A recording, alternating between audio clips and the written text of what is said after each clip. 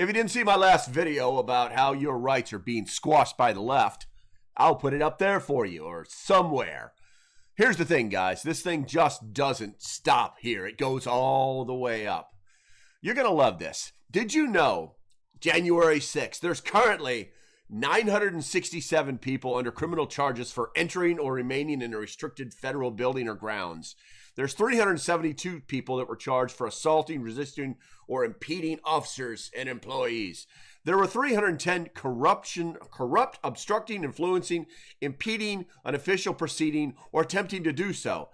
There was 640 people charged with destruction of government property, theft of government property was 51, conspiracy 42, and assaulting a member of the media or destroying equipment. 11 people got charged. Total 1,100 people are out there pending or have been charged. 140 people in prison who have never even seen a courtroom. I'm about to show you something that's really going to piss you off. So, I don't care if you like this video. I don't care if you follow. But if you decide to, I assure you there'll be more of it. And here you go. Joining me now, Louisiana Congressman Clay Higgins. Congressman, Merry Christmas. Glad to see you. You recently grilled FBI Director Christopher Wray regarding the FBI's role on January 6th. Let's play a clip of that for the folks at home. A year later, we the people still do not have a definitive answer from you or anyone else in the Biden administration regarding the FBI presence and participation. Can you confirm that the FBI had that sort of engagement with your own agents embedded into the crowd on January 6th? If you are asking whether the violence at the Capitol on January 6th was part of some operation orchestrated by FBI sources and or agents, the answer is emphatically You're saying not. no? No. In my opinion, it appears the FBI, Congressman, as it targets one political party, targets whole religions, has turned into a quasi-secret police force targeting Americans rather than defending us. How do you see it? Yeah, very similar from my perspective, sir. The FBI was not only involved in the actions on January 6th from within. They had, I suspect, over 200 agents embedded within the crowd, including agents, or as they would call human assets, inside the Capitol, dressed as Trump supporters, before the doors were opened.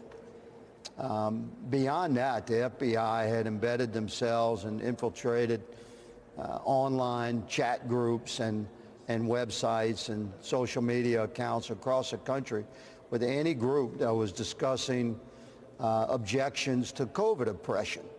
And the FBI, effectively infiltrated those groups. And when you track the text threads and the communications within those groups and find the origins of suggestions of potential violence or an active occupation of the Capitol on January 6th, you'll find that those messages were led by members of the groups that ended up to be the FBI agents that had infiltrated the group. So the FBI's involvement was deep, not just on J6, but on the days and weeks and months prior.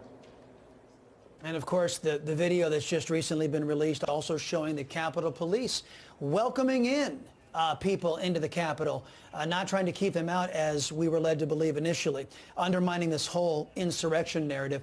Congressman, we're also now learning through new court documents, Special Inquisitor Jack Smith demanded a list of Twitter users that liked or retweeted social media posts from President Trump.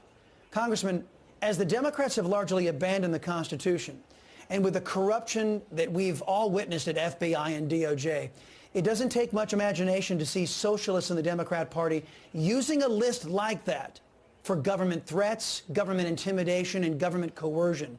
Can Republicans in good conscience continue to fund a DOJ and its operatives in light of their partisan and what I see as anti-American actions? Conservative Republicans certainly stand against funding a DOJ and FBI that's clearly weaponized against the American people. We're taking a hard look at rebuilding the whole thing. So let me say regarding Jack Smith and his request for another list of American citizens under some alleged legitimate investigative effort. I consider it a badge of honor to be on another one of Jack Smith's list. So I just say that his days are numbered, and American patriots are not going to stand idly by, good sir, and allow our republic to dissolve. We are prepared to fight legally and peacefully and within the parameters of the Constitution, with every ounce of our might and focus. The leftists will not take our country from us. We're standing strong, and I thank you for being a voice of truth and freedom.